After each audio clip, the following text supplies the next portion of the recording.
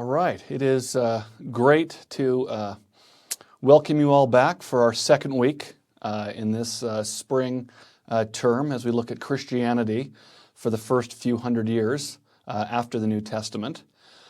Just a couple announcements I want to make before we get started. The first is, for those of you that are joining us new this week, you can access the lecture online from last week by going through the course website, and that lecture and this and all future lectures will be up for the duration of the semester. And so you can access that easily that way. So today what we're going to do is we're going to pick up where we left off. And we're going to start by talking about the Apostolic Fathers here in this first slide. And so let me just maybe recap for a couple of minutes what we discussed last week, and just talk a little bit about this group of writings that are called, right, those that belong to the quote-unquote Apostolic Fathers. What this is the group of writings that have been classed, and they're all different in genre, right? You have letters, you have sermons, you have what appears to be a manual of sorts.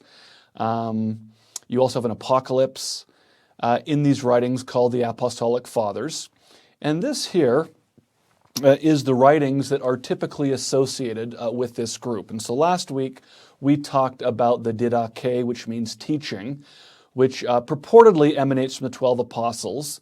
Whether or not it actually does, or we can never really be certain on this, but it seems to be an early manual relating to the early years of the church, probably post-New Testament.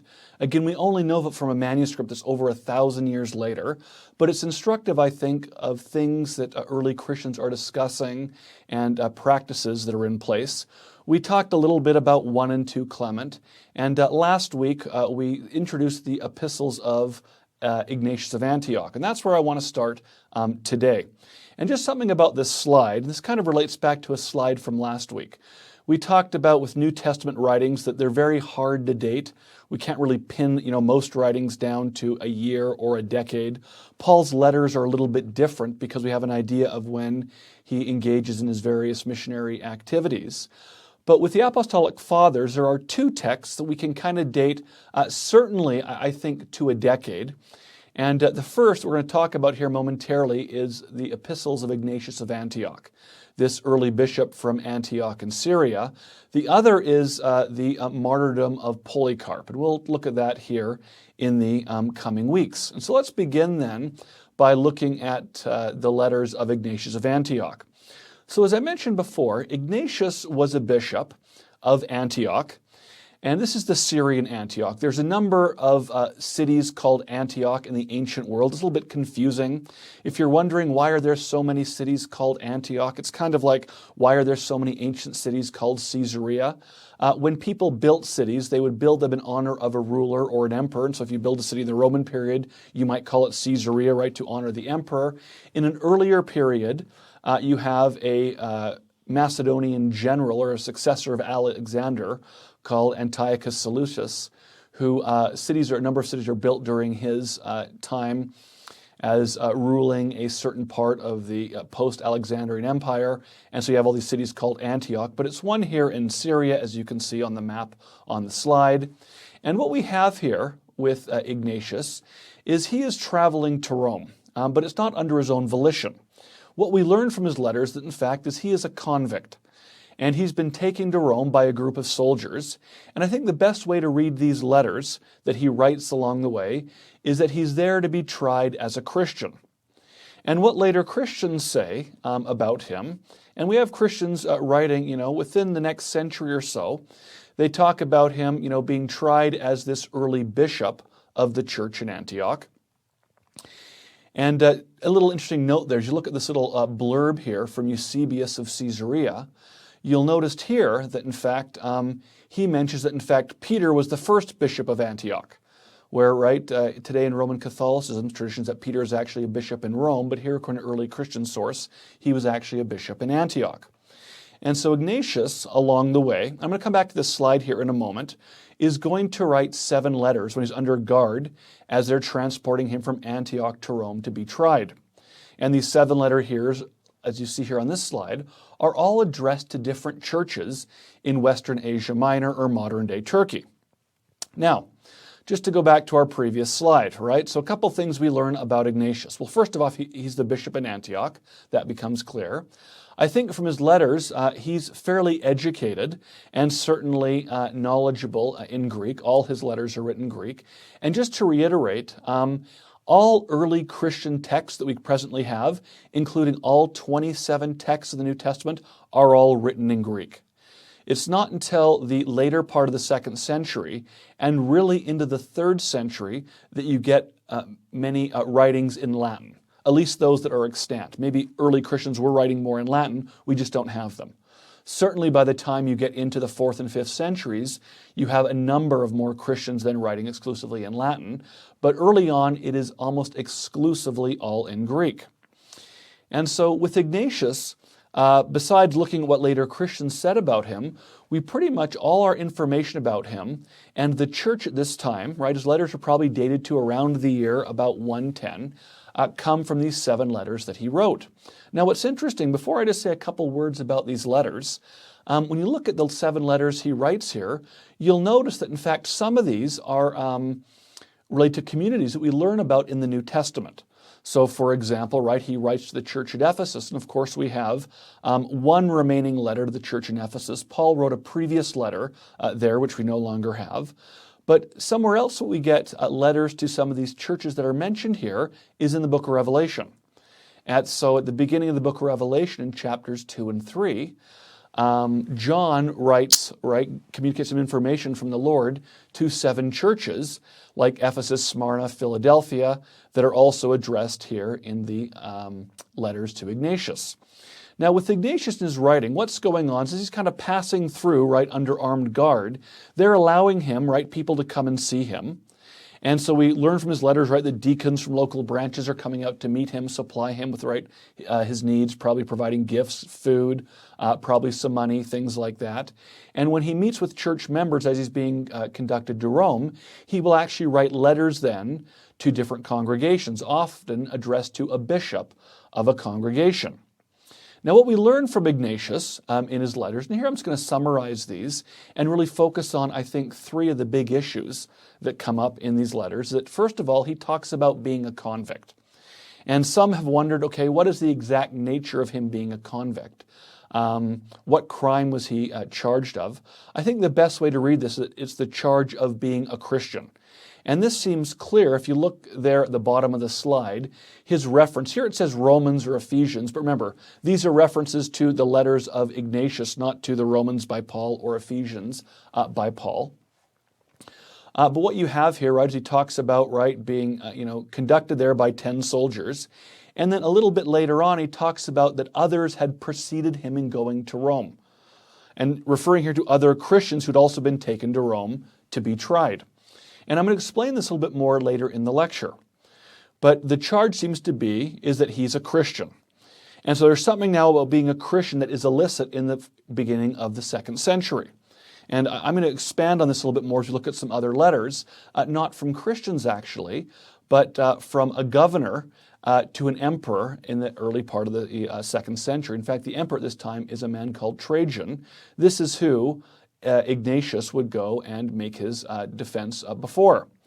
And something that's interesting about these 7 letters of Ignatius, there's all kind of counsel that he's going to give, but something that's a bit macabre in his letters is that in fact he talks about looking forward to death.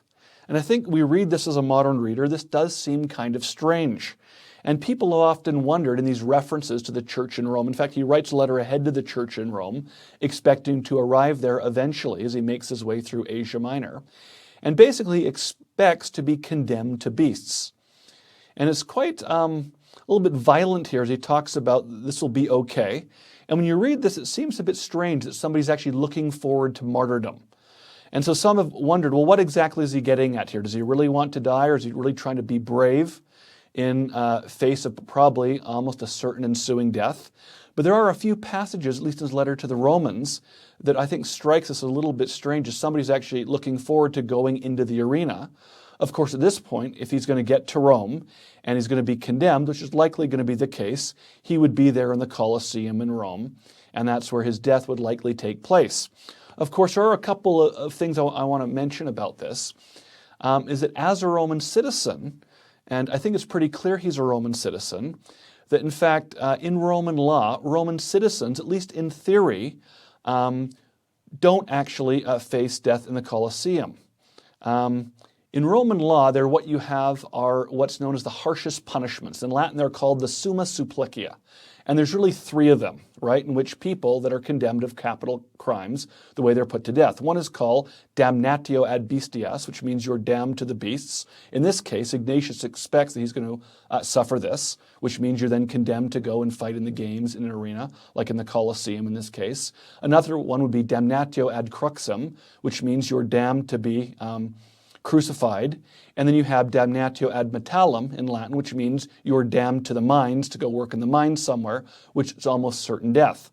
As a Roman citizen, you're exempt from these, and death is typically by beheading. And so in this case, it's interesting that he's a Roman citizen, but yet he expects to actually go and be put to death in the arena. So some questions here we're not exactly sure how quite to answer. But that aside, let me talk about three issues that I think are really important that come in these letters, and they're really overriding themes. And here they are. One of the things that comes out in all the letters is he is very concerned that members of the church follow their local bishop. And I think this is quite fascinating. I want to talk a little bit about bishops here momentarily. In fact, it's pretty clear that in his counsel to various churches that there are some problems going on, but he trusts that if members will follow their local bishop, they won't be led astray. Something else he warns members about in these letters is what's known as docetism. And we'll talk a little bit more about what docetism is, but it's this early Christian heresy that really concerns him. And we do know that, in fact, a number of early members did subscribe to this. We'll talk about docetism, what that means. And something else he warns about is following Judaism. For Ignatius, he's very concerned that early members might lapse into Judaism. So he's going to give some counsel on this. But let's first of all talk about what he says about the bishop. And so let's think more generally here about bishops just for a moment in the early church. When you read the New Testament, there are only 5 references to bishops in the New Testament. Not a single one is actually named. And when you think about early church leadership, as we learn it, certainly from the book of Acts, it doesn't talk about bishops being there first in congregations. In fact, what it seems to be going on in early congregations, and here we're reliant on the evidence of Acts and then Paul's letters, is that when Paul, for example, goes out and begins preaching the gospel and might establish a house church somewhere, is what he does, he ordains first of all a group of presbyters or elders. And so you think of these early branches, they're kind of conducted then and ruled by a group of elders. What you're going to find then in some later letters of Paul, those written near the end of his life, is he begins now to talk about bishops. And the Greek word bishop literally means episkopos, and it means an overseer. And so literally one who kind of oversees a flock. And so it seems that at some point right in the early decades of the church, these early branches kind of go from perhaps being governed by a group of elders to being governed by a bishop. And by the time we get into the early 2nd century, Ignatius kind of takes this for granted that the churches he's writing to are all governed by a bishop. And so he gives various counsel, not only to bishops, but also to members in the church, not to oppose bishops. So for example, if you look here in Ephesians 5:3, again, this is not Paul's letter to the Ephesians, but Ignatius' letter to the Ephesians, he says, God opposes the arrogant. Let us therefore be careful not to oppose the bishop, in order that we may be obedient to God. We learn from his letters to the Magnesians that the bishop there in Magnesia was actually a younger brother in the church. He says basically, don't despise the youth of this person. This is kind of similar counsel what you saw in Paul's letter to Timothy, where Timothy was younger. He says, Timothy, don't let people kind of despise or overlook you just because you are a younger man. What I want to talk about here for a moment, though, and this is a really interesting reference, he talks about counsel giving to members to obey their bishops, in what he says to the letter to Smyrna at the very bottom of your slide. Let me just read this. I'm going to say a couple things about this passage. He says, wherever the bishop appears, let the congregation be. Just as wherever Jesus Christ is, there is the Catholic Church. It is not permissible either to baptize or to hold a love feast without the bishop, but whatever he approves is also pleasing to God, in order that everything you do may be trustworthy and valid. So it's quite interesting. First of all, for Ignatius, he says if something's to be valid, you need to be following what the bishop says. I think reading between the lines and his concern with the bishops here and telling members you need to follow bishops, the way I would read this is it's very clear that some members aren't following bishops. And so he's really admonishing them to go and do this. Now he says here, right, just as wherever Jesus Christ is, there is the Catholic Church. This is actually the very earliest reference in all of Christian literature to the phrase Catholic Church. But don't think of this as we use Catholic Church today or Roman Catholic Church. The Greek word katholikos, here it's katholike ecclesiae, Catholic Church, just means general church. And so when Ignatius uses this here, he's saying just to the general church at large, when Jesus is there, well then we have a general church. And in the general church, what do we have? We have bishops. And then he goes on and says, look, you don't have the right to baptize somebody without the bishop's consent. So I think it's interesting, again, right, focusing on the bishop. I think it's pretty clear. People may have been going out and baptizing people without getting proper episcopal consent from the bishop. And he says, nor should you hold a quote-unquote love feast without the bishop. Let's talk a little bit about what this reference to love feast is. It's actually the earliest explicit reference we have to this practice in Christian literature. Although you do have a reference, although it doesn't actually call it a love feast, in 1 Corinthians chapter 11. One of the things that early Christians are known for, and one of the things you see in early Christian literature, is they were known to get together and they would partake in a fellowship meal, which is called a love feast. And it comes from this Greek word agape, which just means love. That's how it's translated sometime in the New Testament. Elsewhere in the New Testament, it's translated as charity, like it is, for example, in 1 Corinthians chapter 13.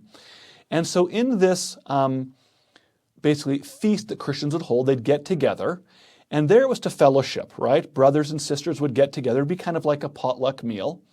And there they would share this together. And what the agape feast would then precede very often is a sacrament.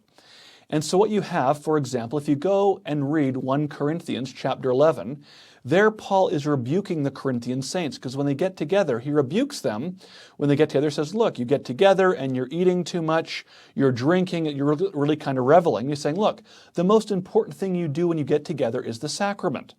And so it's very clear that in the Corinthian church early on, what people would do together is they would gather together for one of these fellowship meals, where members would come together, they would fellowship, they would share, right, their food, and then afterwards they would then partake of the sacrament. If you're wondering why they would do this in this order, what they would say they're doing is they'd say, look, we're just following what's in the Gospels. Think about the sacrament in the Gospels. It's instituted after the Last Supper. So what Christians do early on is they would get together, right, have a meal, and say this is kind of like, mimicking the Last Supper. Now afterwards, now we're going to partake of the sacrament. And so when Paul, admonishes the Corinthian saints regarding this meal they're eating, he's saying, look, when you get together, the number one reason why you're getting together is not just to have a buffet. That's nice, you should be fellowshipping, but really don't forget the sacrament. That's what's most important. And so in this case, what we have here is Ignatius just reminding them, saying, when you get together for these meals to have fellowship, you need to do this under the jurisdiction of the bishop. And we'll have various references to these meals throughout early Christian literature. Something we're going to see here a little bit later today, as well as in coming weeks, is because these early meals that were then followed by the sacrament were really exclusive to members, is that a number of rumors began circulating in the larger Roman world about what Christians were actually doing. And so there were allegations that all kind of immorality was going on there, where in fact they were just getting together for a fellowship meal and just having the sacrament. We'll talk a little bit more about that. So I find this reference here quite interesting, and it's quite early, although you can find this practice already in 1 Corinthians 11. So one of the concerns Ignatius has is that people ought to be obeying their local bishops. So we could say certainly in the 2nd century, bishops seemed to play an important role then, certainly in the early church here, at least in Western Asia Minor, where he's writing these letters. Another theme that comes up in his letters that's really quite important has to do with a term called docetism. Let me say a couple words about this. Here are a few of the passages you see here that relate to docetism. And let me just explain what this kind of odd-sounding word refers to. It comes from the Greek word dokeo, which means literally to seem or to appear. And what you have in early Christianity is there is a group that begins to espouse a belief where they say, look, Jesus is a divine being. As a divine being, he is of a different, kind of essence, or we might say ontology as regular mortal beings. Meaning he couldn't have a body like us. In fact, they'd say is one of the hallmarks of being immortal is you have a body of flesh and blood. They would then say a hallmark of being a deity is you have a body that's unlike that. It's not corruptible. It's not subject to decay. It can't get sick. It can't grow old. And so some early Christians, and this is probably being informed in some ways by philosophical views at the time about deity, begin saying, well, maybe Jesus didn't really have a body like us at all. In fact, some Christians begin to say, you know what, maybe Jesus didn't even have a corporeal body at all, but was just a spiritual divine body. And this really seemed to catch on in certain quarters of early Christianity. And this certainly really troubles Ignatius. In fact, you have 4 references in his letters, and there's actually a few more, but these are the big ones, where he tells Christians point blank saying, look, Christ came down and he had a physical body. He really suffered. He really died. He really bled. For Ignatius, this is fundamental to understanding the gospel, that Christ really came down. That deity could come down and assume an actual mortal body, right? Deity, as we'd say, can really condescend. And some early Christians were espousing a belief saying, well, yes, Jesus came. It was important what he did, but he didn't actually have a physical body. What I think is underlying this for Ignatius and certainly other early Christian authors, the problem with this is not only does it deny the condescension, but then I think it then puts the atonement right in a totally different light. You could really question saying, was the atonement really necessary? Because after all, Christ couldn't have actually suffered. He couldn't have actually bled. And so Ignatius wants to make it really clear this is fundamental to Christian belief, recognizing that Jesus actually had a mortal body, just like ours. And so if you read these passages in the letter, you might be wondering, what's the big deal here? Of course Jesus had a mortal body. Well, the conventional thinking of the day at times kind of went against that. And so he wants to make this really clear. If I were to tie this back into the New Testament, I might tie this back into 1 John and 2 John. In those 2 letters, that's the only place in the New Testament where the word Antichrist appears. And it's used here by John. He says, Antichrists are those who don't believe that Christ, quote, came in the flesh, unquote.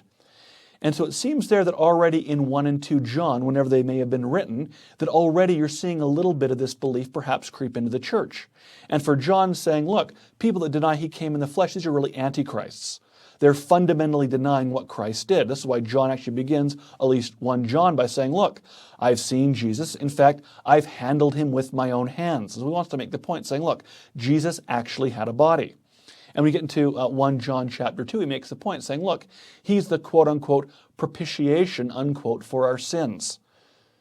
Again, for John, I think for us, we'd say if Jesus doesn't have a body, he can't really be made as an offering. And so this case, I think this belief has probably moved somewhat, and expanded somewhat by the time Ignatius is writing, but it seems to be a problem. We certainly do know that in the 2nd century, this is a competing belief within the church where people will deny that Jesus actually had a physical body, and they'll say he only seemed or appeared to have a body, but in fact he didn't. And so Ignatius will spend some time at length talking about addressing this issue, making it clear that in fact Christ did have a mortal body. The third overriding issue I want to talk about, albeit briefly, in these letters is that Ignatius is really concerned about Judaism. And what he's concerned about here is that members might be lapsing into Jewish practices, which he feels run against practices in the church. In fact, when you read the New Testament, right, certainly Paul's letters, this is a recurring theme. Think about this for a moment, right? The early church, or all the early followers of Jesus, are all Israelites, right? They're mostly Jews, but we'll say all Israelites, okay? It's going to take a little bit of time, maybe upwards of a decade, before the church then says, okay, we're now going to expand this covenant of the gospel now to everybody, out to Gentiles. And there's various issues now when you start expanding the gospel to Gentiles. One of the ones that comes up, certainly in the book of Acts as well as in Paul's letters, is circumcision. Do Gentiles need to be circumcised to be part of the church? And what we have there in the Jerusalem Conference in Acts 15, as well as in Paul, is emphatically no, they do not need to do this. There are also other issues that come up relating to the law, whether it might be dietary issues, or what about sacrifice? Do you still need to sacrifice?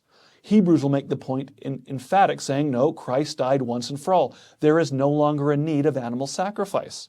But these are some pretty big issues in the early church as it expands. And it certainly seems to be the case that even into the beginning of the 2nd century, there are still some debates about what are acceptable practices to follow as it relates to Judaism. And what Ignatius does, he wants to make it clear, saying, look, this new covenant is something different. There's a new Israel, there's a new gospel covenant. And so he's concerned about Christians lapsing into Jewish practices, probably not unlike what you have in some of Paul's letters and some things you see in the book of Acts. And this is still a problem some 40 or so years later, and so he addresses this issue. So that's just kind of a small sampling, but those are, I think, some of the highlights and certainly the dominant themes you're going to find in these 7 letters of Ignatius of Antioch. What I want to do is I want to talk about one other letter just really briefly before we begin to talk about Christians in the Roman Empire. And the letter I want to talk about here is the Epistle to Diognetus, which, again, we're not exactly sure when it's written. Perhaps it's written around AD 130. But I just want to give a quick overview of this letter and just look at one section of the letter because I think it's kind of interesting what it tells us about early Christians. So in the Epistle to Diognetus, right, it's broken down. There are basically 12 sections in this letter, as you see on this slide. And we don't actually know who wrote the letter. It's strictly, it's an anonymous letter, but it's written to an individual called Diognetus. I would take presumably who's probably not a Christian.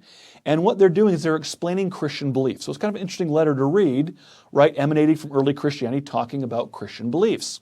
And so the letter, first of all, begins by talking about how Christians, right, they don't worship idols. In fact, you'll find this very often in a number of early Christian texts outside of the New Testament. Even within the New Testament, a little bit. This is a big issue because once you move outside of Judea, right, and the church begins to expand outside of Judea into the larger Greco-Roman world, you're literally now in a world full of gods and goddesses. There are temples and sanctuaries all over the place in all the major cities. And the way people worship, right, this pantheon of gods, they do this in various ways, but one of the ways is sacrifice.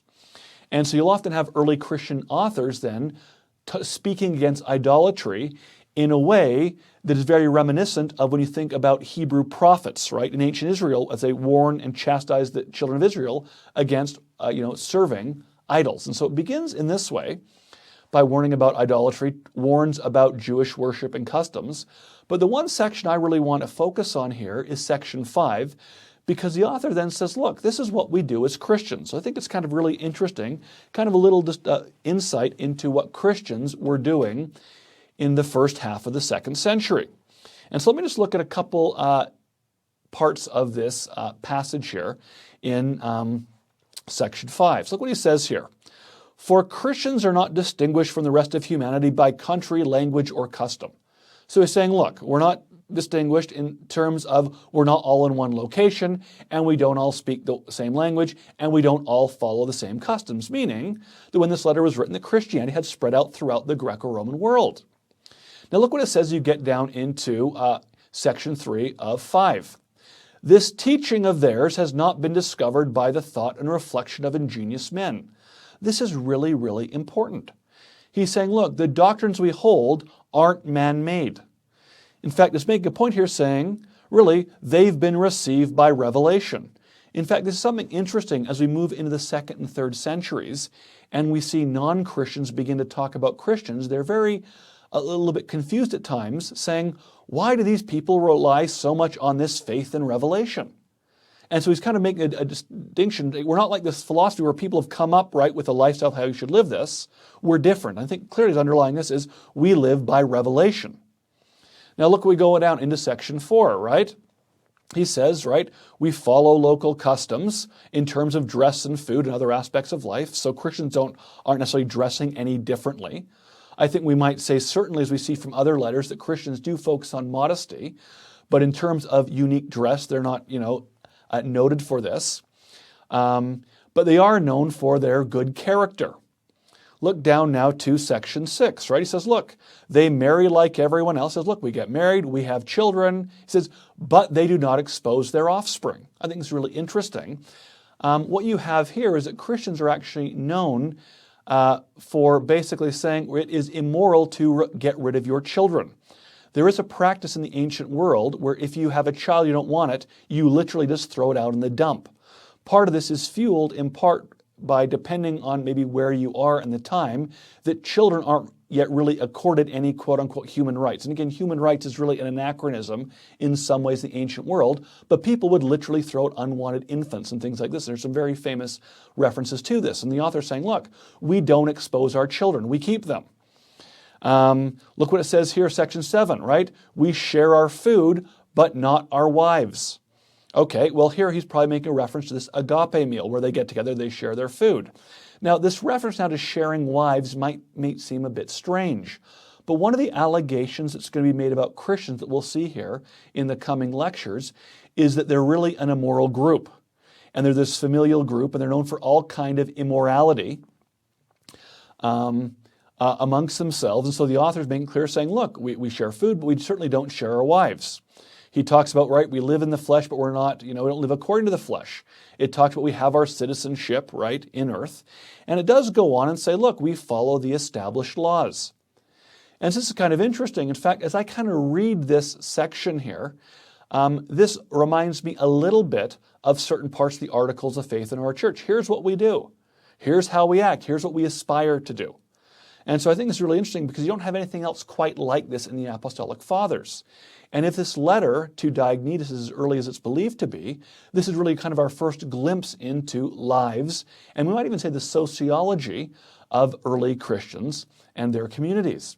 Now, what I want to do now is move beyond, right, these writings of the Apostolic Fathers. We've kind of had a little bit of a taste of this, and I want to spend the rest of today's lecture and at least part of the lecture next week is talking a little bit about Christianity in the Roman Empire.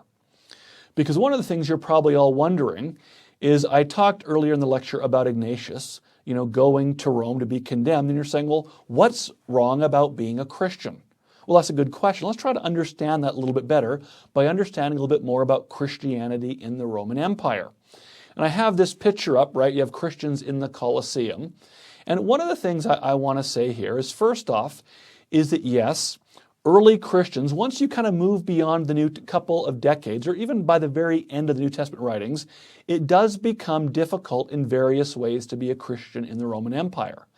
And there are some very harsh measures taken against Christians. In fact, what we're going to see here momentarily is it could be argued that in some sense, there is actually an illicit category to being a Christian.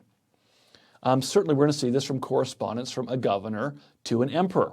But I also want to make the point that it's not like there's a mass extinction or an extermination order issued against the Christians. At times it can be really tough, but at times they can do rather well. In fact, I might relate this a little bit in some ways to kind of the history of the church in this dispensation, where you have periods of really intense persecution, right, the Missouri period, but other times, right, maybe there's not so much persecution, but maybe it's there, it could flare up rather easily. That's how I think the evidence kind of dictates to us about what's going on in the early church. Let me talk a little bit about that. One of the things you're going to get as you read later Christian literature is there's going to kind of be this theory of persecution, and basically what you're going to get is that there were 10 really bad emperors, and the bad emperors went out and they persecuted Christians. And so you'll find much later Christian writers, and when I say much later, I mean Christians writing in the 4th and 5th centuries will say, look, here are 10 emperors, and they went out and they persecuted Christians. Now, one of the things in the story, when you look at what they're saying here, you kind of realize, okay, they're writing in some cases 100, 200, or 300 years later, and maybe are they kind of exaggerating? But what we're going to do is we're going to look at some of the sources from the actual period, and what we find that in fact there are 6 emperors where we have definite evidence that they went out and they took harsh measures against Christians. And already we have this in the time of Nero, right? And Nero's overlapping now the latter part of the New Testament. And I really want to talk about Nero here for a little bit because I think he sets a really bad precedent. he's going to initiate a persecution against Christians in Rome. And I think this sets a precedent for, certainly for, not just decades, but probably even a couple centuries, where it makes it okay to go out and to persecute Christians. And certainly we're going to see this at various times in the first couple of centuries. And so let's begin to talk about this, and this will hopefully then explain a little bit better what's going on in the case of the letters of Ignatius of Antioch. Before we talk about Roman persecution, however, I do want to say, and you certainly see this in the New Testament, but when you think about persecution in the earliest church, it's certainly not coming from Roman authorities, but it's really coming from other Jews. You find this in the New Testament, right, with the stoning of Stephen. And I think really our best example of this is Saul, or Paul, and his early work against the church, where he goes out and causes all kinds of problems. And in fact, even in his own letter, so I give there a reference to Galatians, chapter 1, verse 13, where he says, look, you've heard of my former manner of life in Judaism, how he used to persecute the church of God beyond measure and tried to destroy it. In fact, Paul is very candid here, as well as in Philippians, about his activities against the church, which even led, right, to beatings, right, to harassment, and in few cases, even to death of some early members of the church. And so when you think about early persecution, don't automatically think of Rome, but I think you're finding this early on within, right, Judaism itself. I think what's going on here is, in the earliest church, you're finding Jews often view, early, Christians or early followers of Jesus as kind of like this kind of schismatic sect or breakoff in almost heretical terms. They're going to do something to kind of bring them back into the fold or to get rid of them kind of, once and for all.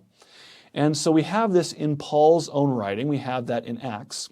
We also have an interesting story that I alluded to last week. We have that Jewish writer Josephus, who left behind 4 writings that are extant. He probably wrote some others.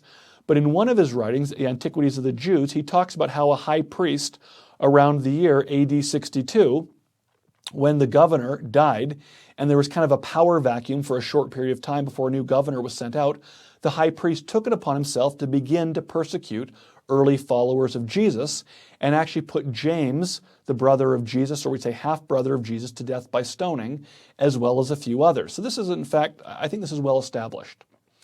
Now, as we kind of move to, okay, what about the attitude of Rome toward the early Christians?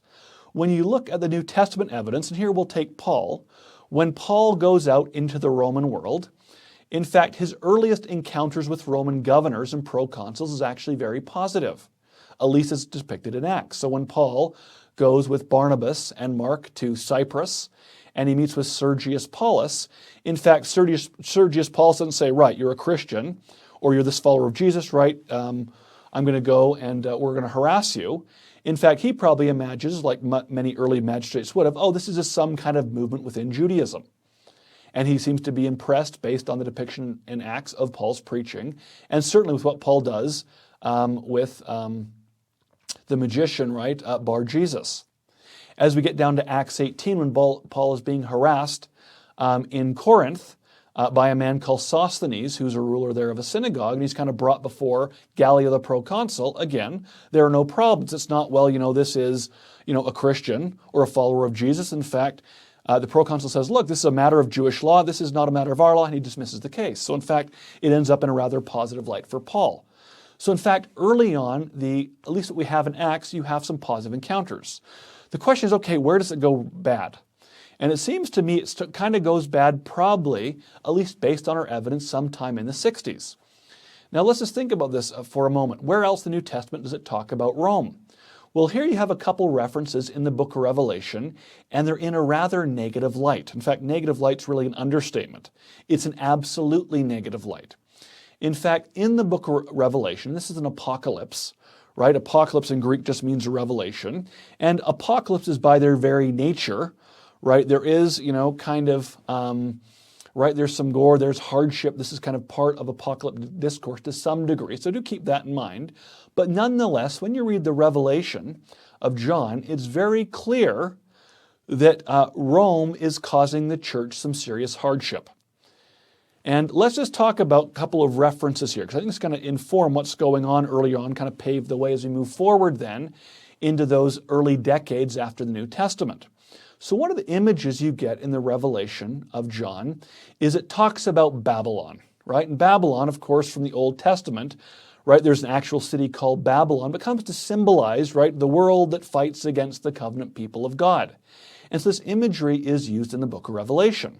And here what you have in chapter 17 is that Babylon now is personified as this promiscuous woman.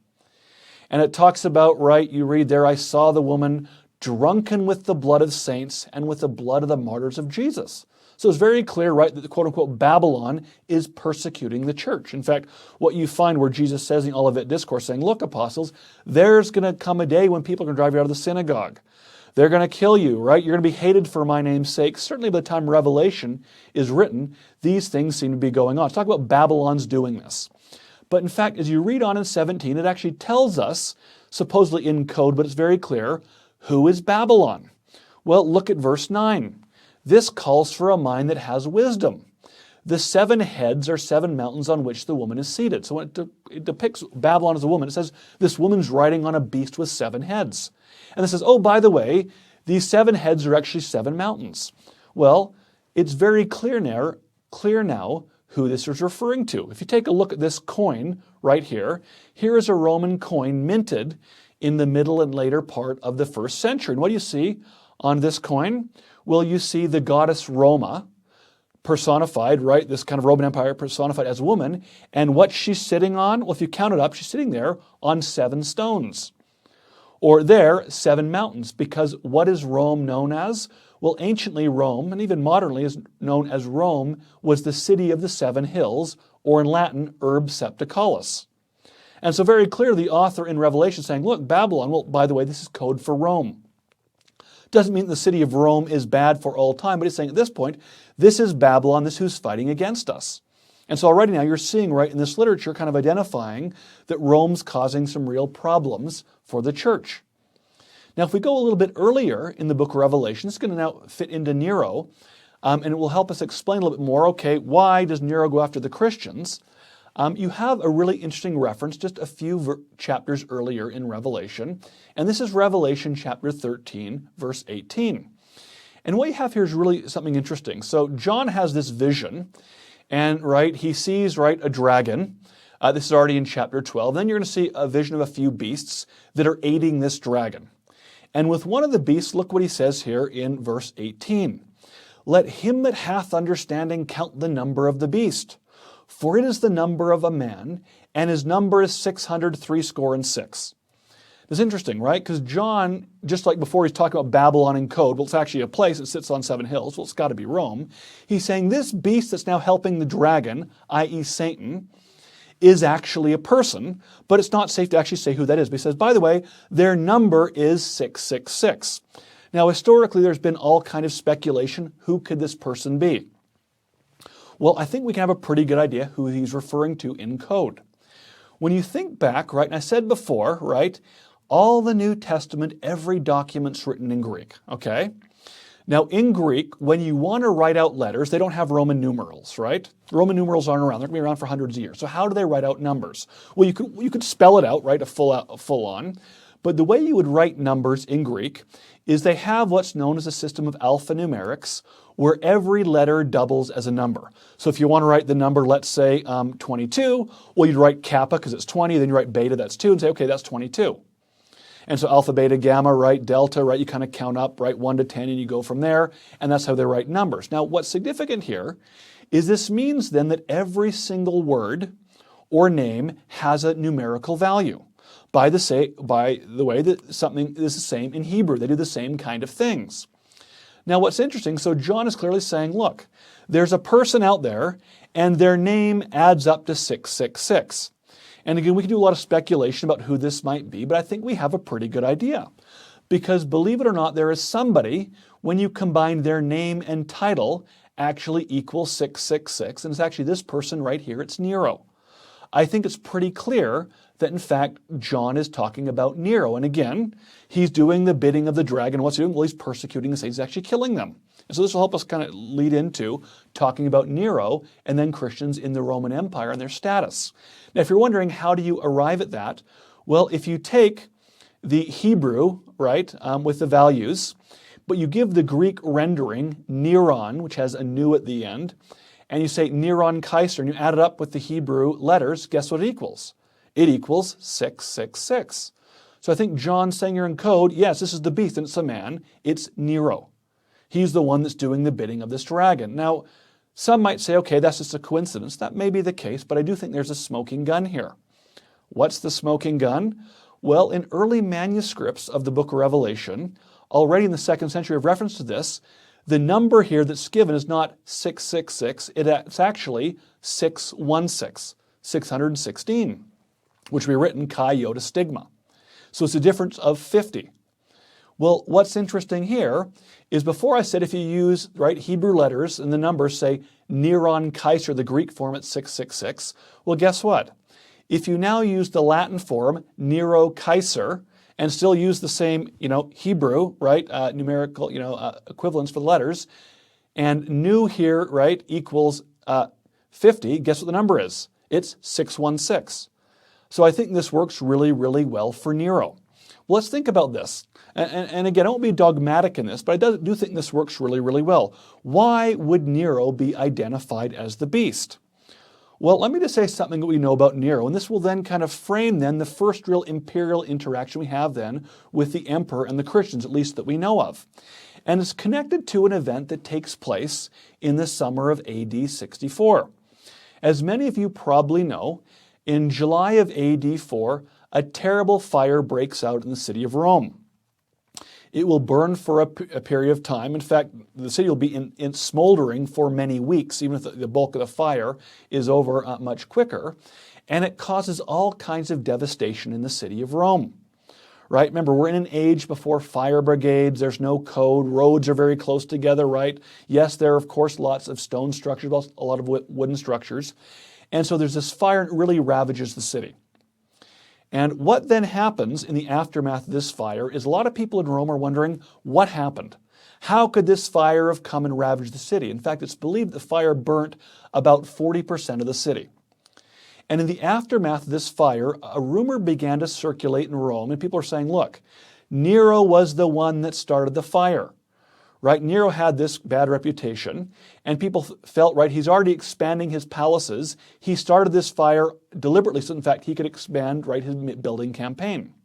Well, when Nero then hears about this rumor, at least we're told in this one source, we're learning this from a Roman historian, Tacitus, who's writing about half a century later, he says Nero, to put this rumor to an end, says, I found the culprits.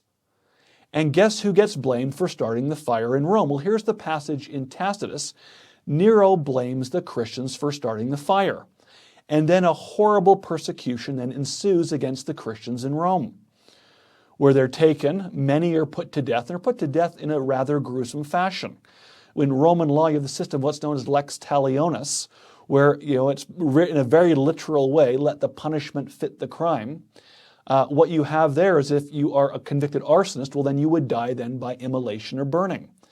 And so this horrible persecution is carried out against the Christians here in the aftermath of the fire of Rome in AD 64.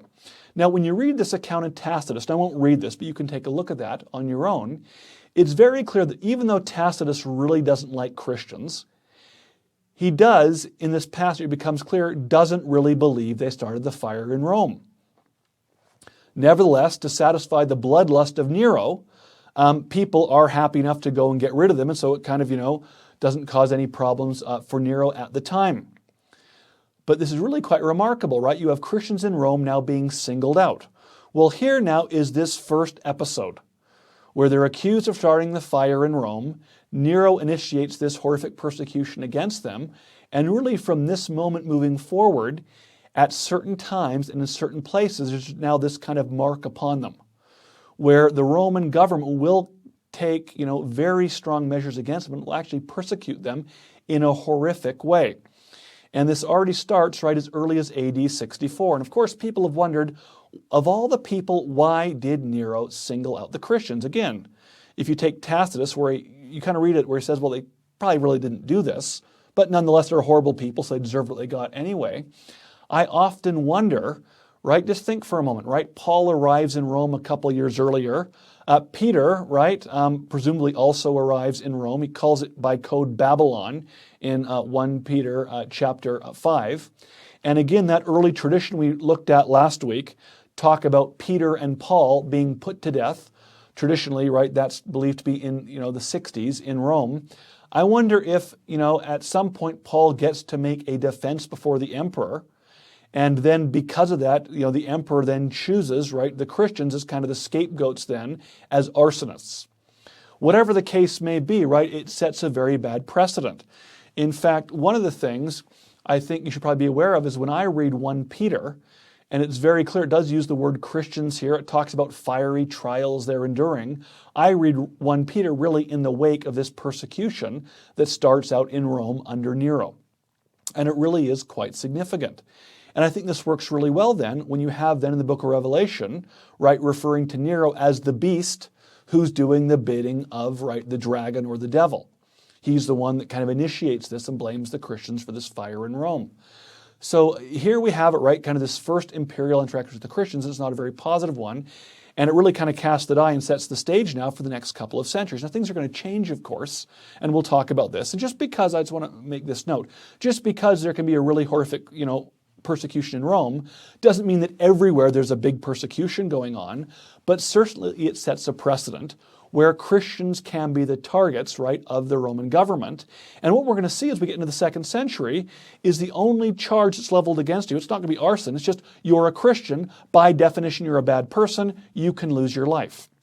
Now, where we get our evidence for this is the next piece of evidence we have that relates to Christians in the Roman state, and it comes from about the very same time as the epistles of Ignatius of Antioch, as I said before. Those are written probably around AD 110 as he's being conveyed to Antioch to Rome. And we have 2 letters that are really important. And here they don't come from a Christian, they actually come from a Roman governor called Pliny. And he's called Pliny the Younger to differentiate him from a man called Pliny the Elder. And they're written to the Emperor Trajan. And they have to do with Christians. It's actually going to tell us a lot now about the legal status of Christians by the time we hit the early 2nd century. Now, where Pliny is he is a governor in the area known, or the province known as Bithynia Pontus. He's been sent there, right, by Trajan, and he's doing his best, right? When you read his letters, he writes, the letters to Trajan and the responses by Trajan number in the hundreds. And fortunately, these have been preserved. And it's only in 2 letters, the one that Pliny writes to the emperor, and then the response back, does he mention Christians. They're not mentioned in any other letter that he or the emperor writes. And the nature of this is Pliny says, look, I was making a tour through the province, and I went up to a city, right, on the coast, and it became to his attention there were all these Christians there, and he begins now, right, to start an inquiry regarding Christians. And again, it's pretty clear there's already established precedent here, but he begins now to even put some to death. But he has a question about how exactly this works, right, in a juridical sense. And so let's jump over to this letter, at least introduce the letter today, and we're then going to continue with the letter next week. And so here we have this letter. It's in volume 10 of his epistles. It's epistle 96. And look how it begins. Pliny to the Emperor Trajan. It is my custom to refer all my difficulties to you, sir, for no one is better able to resolve my doubts and to inform my ignorance. This is how the letter begins. So he has a question for the emperor. And again, this is very typical, right? It sounds like Pliny's a bit of a sycophant, but remember, this is this world we're living in, right, where you have an emperor who is the master of all. So Pliny, of course, and others who approach the emperor always do this in a very flattering tone. So they're saying, look, I have this question, and you need to help me resolve this, emperor. He goes on, I have never been present at an examination of Christians, and here we go. Consequently, I do not know the nature or the extent of the punishment usually meted out to them, nor the grounds for starting an investigation and how far it should be pressed. Nor am I at all sure whether any distinction should be made between them on grounds of age. So what happens is he's gone to this city, he learns there's a large Christian group there, it's come to his attention, and he now begins carrying out legal measures against them, but he's not sure if there should be some mitigating circumstances against them, because after all, under Pliny, and certainly in the 2nd century, if you're convicted of being a Christian, the punishment is death. And so he's going to have these questions to the emperor saying, I need some guidance on what to do in a specific situation here. And what you get here is Pliny's really going to talk in this letter about three groups of people that are all, Christians or have been alleged to be Christians. And he's not sure what quite to do with this third group of people. But we're going to learn a lot about Christianity and the status of Christians by looking at this letter closely. So he has this question about Christians, and he's not sure if there's mitigating circumstances because typically, if you're a non-Roman citizen, and if you're a Roman citizen, the punishment can be death. And so as he begins to do this, he says, okay, here's what I've done. So when I found out, right, there's Christians here, and they've been brought before me, he says, I've done this. If some people are brought before me, and they are Christians, I ask them in person. And if they admit, he says, I ask them a second and a third time. And I say, okay, I'm going to give you a warning. If you keep admitting to being a Christian, you can potentially use your life. And he says, look, if after a third warning, a person says, yes, I am a Christian, does not recant, he says, if they persist, I order them to be led away for execution. For whatever the nature of their admission, I'm convinced that their stubbornness and unshakable obstinacy ought not to go unpunished. So he says, look, if somebody's brought before me, they're a Christian. Here he's talking about non-Roman citizens. He says, and they do not recant, I have them executed. But I first of all give them a few warnings. And so he's saying, I've done this with those who admit to be Christians or non-Roman citizens. Again, in the Roman Empire, if you're a non-Roman citizen, the local governor has what's known in Latin, it's called the imperium or the power over capital punishment. And so in the case of Jesus, for example, he could be put to death by Pilate because he was not a Roman citizen. In the case of Paul, right, when you read back to Acts, in Acts 25, when Paul's worried, right, he's being charged with a capital crime and where's it going to fair hearing, he says, look, Festus, I'm going to appeal to the emperor. And so he then gets moved to Rome. And look what Pliny then says here. He says, others, right, Christians, who are also, right, fanatical like this, who won't recant, but they're Roman citizens, I've sent them off to Rome for trial. Now, presumably, right, this would be something similar to what we saw in Ignatius. So he's saying, okay, this is what I've done here, and I hope that's okay. So I've killed those who are non-Roman citizens who won't recant. Those are Roman citizens who have certain rights. I've sent them to Rome, where they can have a hearing, right, before the emperor, but presumably if they don't recant, they will also be put to death. He then says something really interesting next.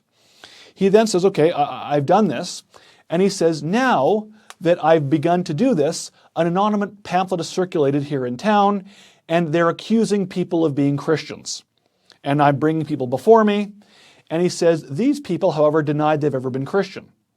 And he says, if they go and they make an offering to the gods and they curse Christ, I figure they couldn't actually do this because I'm told Christians can't do this. I don't take any measures against them. He says, this is what I've done here. So those that don't recant, they're either killed or sent to Rome. Those that said, hey, I'm being falsely accused, I'll curse Christ, I'll make an offering against him, they're then let go. For Pliny, we're going to have to stop here, it's this third group that really causes him some problems. He says, look, there's a group now that when I begin warning them saying, look, if you don't recant, I'm going to kill you, if you're a non-Roman citizen, they then recant. And so he's saying, what do I do now? This person said they were formerly a Christian, but now they're no longer a Christian. Therefore, can they be punished? And so it's kind of this strange thing where if you're no longer a Christian, you're now innocent, but if you're formerly a Christian, you're now, you were guilty. And he's saying, well, what's the basis of the charges? I think it shows kind of this really, I would say, bizarre legal category that Christians will find themselves in. If you admit you're a Christian, it can be a capital offense. If you say, no, I'm not a Christian or deny it, it's no longer offense. Of course, what the issue is, what is actually the basis of the charge? So Pliny says, look, I'm not really sure what to do with this third group, who said they were formerly, but now they've recanted. He says, I went and interrogated them, and look what they told me they did as Christians. Look what he says here. They also declared the sum total of their guilt or error amounted to no more than this. They had met regularly before dawn on a fixed day to chant verses, alternatively among themselves in honor of Christ as if to a god. So they're worshiping Christ, right? As if to a god, right? On a fixed day. Perhaps maybe even Sunday, although it doesn't mention this. Okay, so they're getting together to do this. Before dawn, they're getting together to worship and to sing and to praise Christ. Look what it also says they're doing. And also to bind themselves by oath, not for any criminal purpose, but to abstain from theft, robbery, and adultery, to commit breach of trust, and not to deny a deposit when called upon to restore it. This sounds like a very dangerous group, right? They promise not to steal, they promise not to commit adultery, and promise to always, right, give back deposits. He's saying this is what they do, and he says, after I even made an ordinance that they couldn't assemble, and not just Christians but anybody, they stopped doing this. And he says, what they would do then, after this ceremony had been their custom to dispense and reassemble later to take food of an ordinary harmless kind. Well, what's this? Well, this is the agape meal and probably the sacrament. But they had in fact given up this practice since my edict issued on your instructions, which banned all political societies. So he learns this is what they're doing. He says, well, why on earth are we killing these people? There's clearly nothing here that is worthy of a crime. He says, well, I couldn't possibly believe this was all they were doing. Therefore, he says, look what he says here at the end. We have to end with this. This may be decided was all the more necessary to extract the truth by torture from 2 slave women, right, who are Christian, whom they called deaconesses. I found nothing but a degenerate sort of cult carried to extravagant lengths. So what he does, he has 2 Christian women tortured, and still this is all they're doing. And so he's trying to say, okay, what is really the crime here of being a Christian? Trying to get some clarification as it relates to those groups that says, I was a Christian, but I am no more, and I will go and I will curse Christ to show this. So we're going to come back to this, but it does set a very bad precedent. And we're going to see basically, in some sense, the nomen ipsum, or the name Christian, can be deemed illicit and can, in certain cases, as we're going to see, certainly with the correspondence of Pliny, can lead, in the most extreme case, to capital punishment. We're going to pick up with this next week, but I hope you all have a fantastic week. Please stay safe, and I look forward to seeing you again next Tuesday. Take care.